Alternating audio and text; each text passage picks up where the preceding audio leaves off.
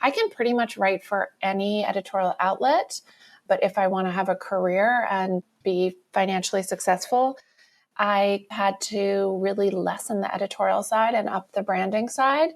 And I'm actually okay with that. You're listening to Financial Grownup with me, certified financial planner Bobbi Rebell, author of How to Be a Financial Grownup. And you know what? Being a grown-up is really hard, especially when it comes to money. But it's okay. We're going to get there together. I'm going to bring you one money story from a financial grown-up, one lesson, and then my take on how you can make it your own. We got this. Hey grown-ups, if you are like me, you love to read, but if we're being honest, it doesn't happen. The time just flies and the intention does not become reality. So do what I do. Get the intel you want in a way that matches your schedule. I recently started using the Blinkist app and I love it. It puts the content of books that you want to read into powerful summaries called blinks, usually just a minute at a time. A whole book can be 15 minutes-ish, just like this podcast, right on your favorite device. Text or audio, totally fits your lifestyle. I am obsessed. Go to bobbirebell.com/Blinkist for a free trial and to support the show. Let's get real now about the whole scam, and yeah, I'm calling it a scam, about working for the love of the job, being fulfilled. That's called a hobby, or it could be part of your education. Fine. But we're talking about grown-up jobs not being paid a living wage because if we're being honest, who can enjoy a job truly if you can't afford your life the minute you leave work? The way your employer shows appreciation ultimately is through pay and other compensation. I'm not saying anyone should take a job that makes them miserable. Of course, that would be so wrong. But you're going to hear my guest describe a prestige job that literally paid so little that it was kind of an open secret that the employees were supported by wealthy parents. And that is just wrong. Even people who have wealthy parents should make a living wage. Stick with me here. First, a little schedule announcement. Last fall, we started doing bonus episodes now called Financial Grownup Guides. They were going to run occasionally on the weekends, like once or twice a month. But the feedback has been so great that they ended up being every weekend. And we have decided to commit to doing them every week and move them to Fridays. So look for new Financial Grownup Guides starting a week from this Friday. So we're going to skip this Saturday because they no longer run on Saturdays. So look for the next one a week from Friday.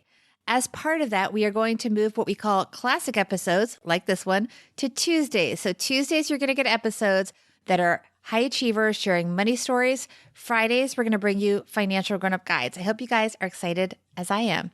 Now, let's talk about the whole getting paid thing. And yes, your parents' income, lack of income, whatever, not relevant. You deserve to be paid. I don't care.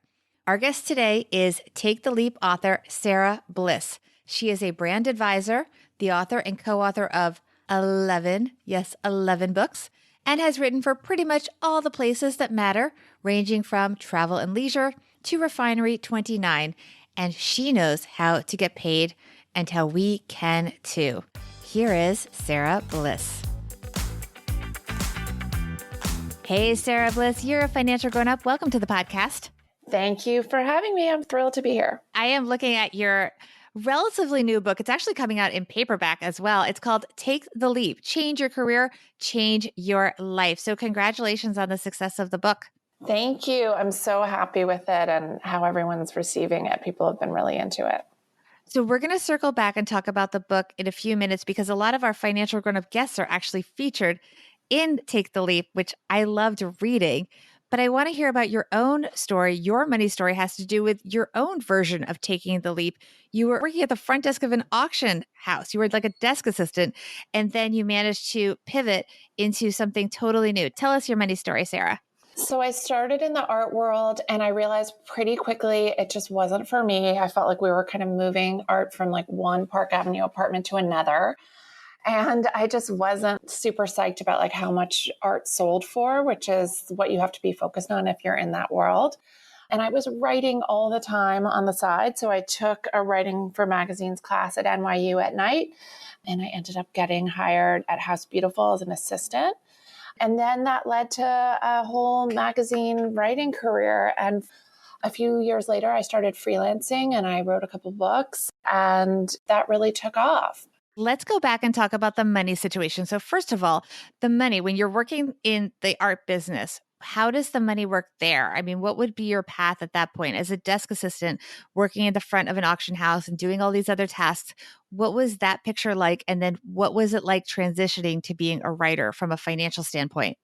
Well, the job at Christie's actually paid hourly with no benefits. It was ridiculous. It was basically designed for you to for people who have wealthy parents. I needed to make money, but then I chose another career where you don't make a ton of money starting out, which was in magazines, but I was salaried and I had benefits, and I made a little bit more than I did at Christie's. So that was exciting. And Was that first job your dream job? it wasn't. It was my dream job to be in magazines, but it wasn't to be writing about design. I wanted to be in women's magazines, but you get pigeonholed really early, even if you want to change your career. And if you don't have stuff on your resume that directly correlates to what you want to do, people just can't see it, even at a super young age, I think. So for me, that writing for magazines job was kind of crucial to getting me there. But the stuff that I was writing and publishing in small local papers was about art and design because I had that experience. So then it made sense. So even from my first job, I always wanted to leap and kind of keep leaping. So I've always had that mentality. Let's talk about that. So you were constantly sort of trading up jobs and assignments. How did you get to a level where financially it was sustainable to be a writer? So I went freelance way sooner than I should have, in all honesty, because I got married and my husband was in business school in Boston. We had a plan to leave New York for a couple of years. And I saw from being on the editorial side that actually the freelancers did pretty well. I mean, at that time, a feature story for a magazine, averaged around $2,000. And then I got a book assignment pretty early on. So you can make a living. I mean, it wasn't a huge amount of money, but it was definitely under six figures. But I hustled a lot and wrote for everyone. And when you need to make money, that's actually a great career motivator.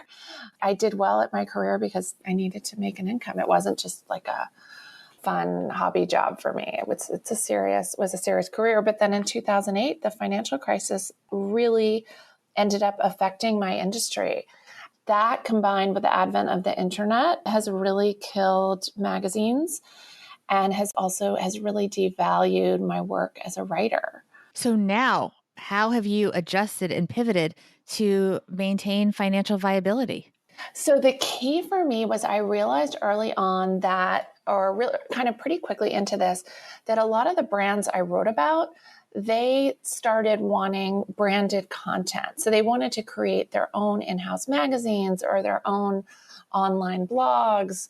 They wanted copy that sounded really enticing and cool and the way, it would in a magazine if an editorial writer was writing about it.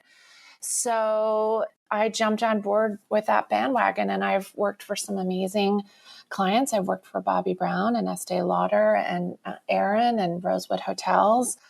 And I've done all that. And it's wonderful because the brands pay a lot better than editorial now. Editorial now, if you're writing on the internet, sometimes you're paid based on your traffic, which is ridiculous.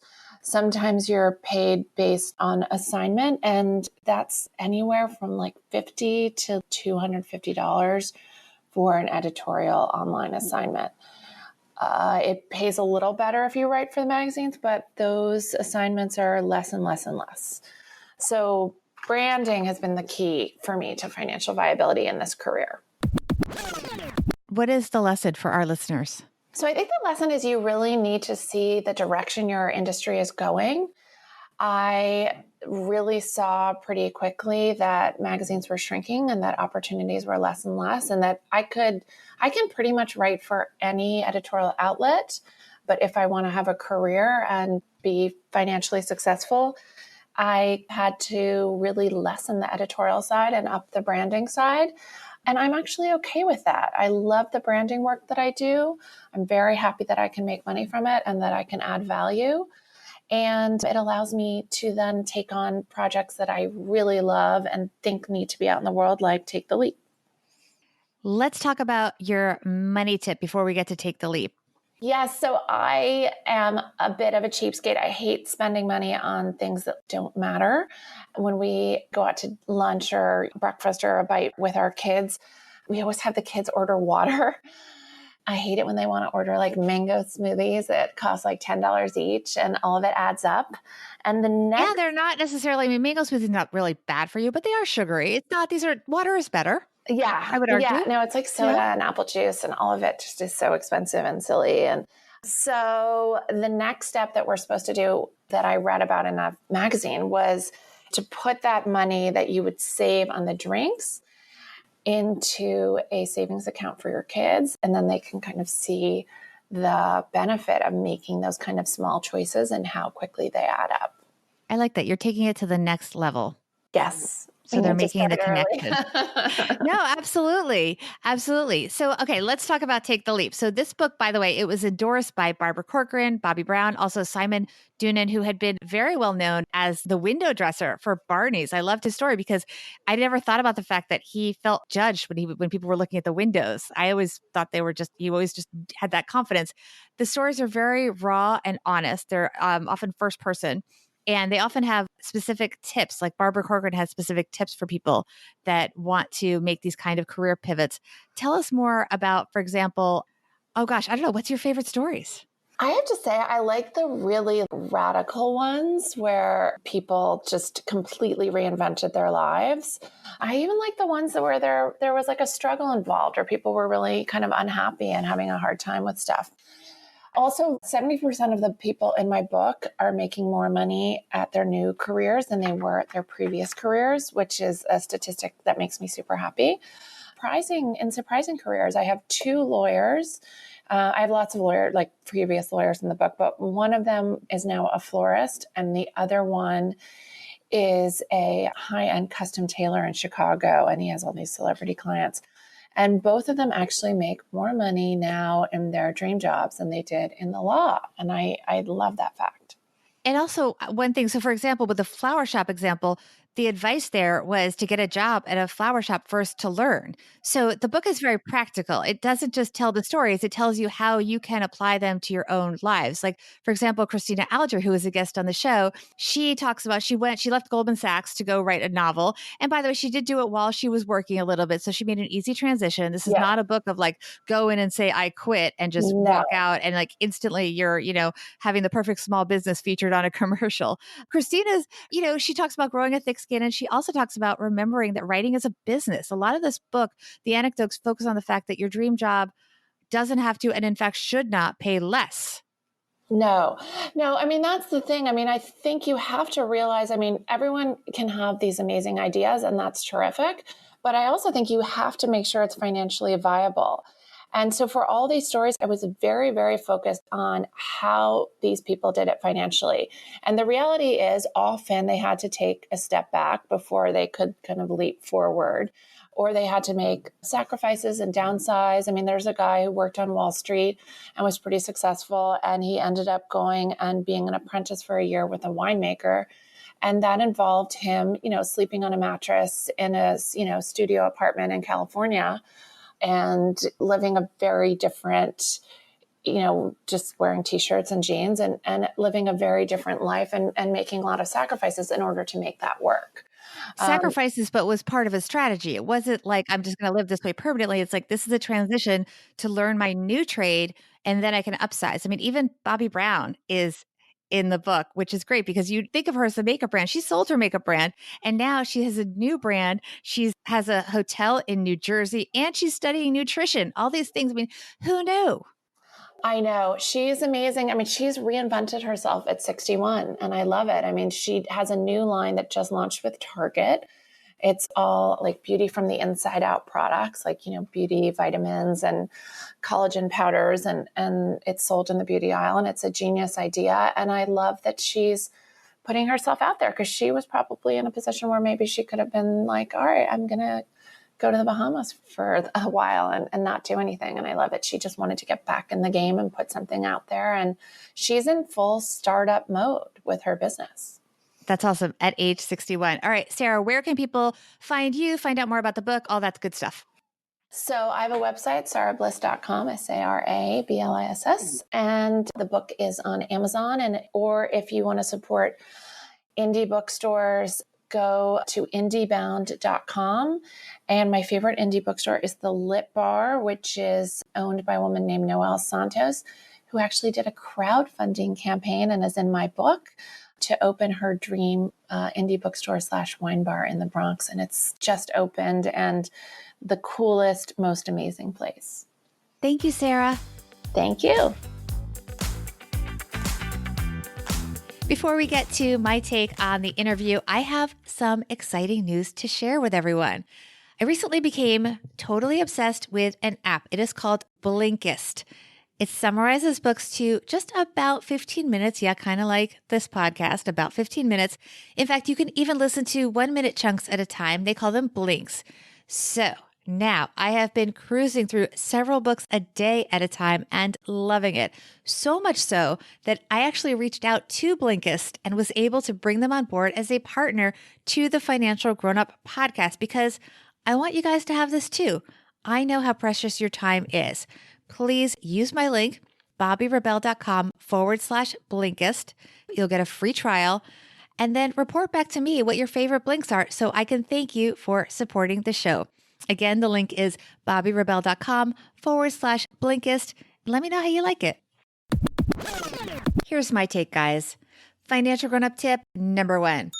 I'm going to reveal something that I don't actually talk about directly on this show, but I think you guys should really understand how money works in a lot of somewhat creative industries. I did what Sara did, only for on-camera work. I looked at the time involved and the pay tied to working in editorial content, on-camera work for a corporation, and I made a career pivot to doing more working in partnerships with brands. And not only does it pay more, I truly love the work. So think about what you do now, and if there is a different kind of employer or a different kind of client that will have the financial resources to pay you more for the work that you already love to do. Financial grown-up tip number 2. I want to add to what Sara said about learning a new craft and being real about what it takes. For example, when I decided to talk more about personal finances as opposed to the stock market and economic news that I had covered as a journalist before writing my book, I decided to become a certified financial planner. It was so challenging, guys. Tears of exhaustion and frustration were involved on a regular basis. But I did it so I could make a career transition with the street cred that I wanted. I encourage and support all of you to do the same in your ventures. Sara's mantra is begin anyhow. You are ready now. This is the time to take control. Please be in touch. Let me know what you are doing to level up your career and the money you earn. DM me on the socials, BobbyRebel1 on Instagram and Bobby Rebel on Twitter. We will be back with a new classic episode on Tuesday, followed by a financial grown-up guide next Friday. Big thanks to Sara Bliss for helping us all get one step closer to being financial grown-ups.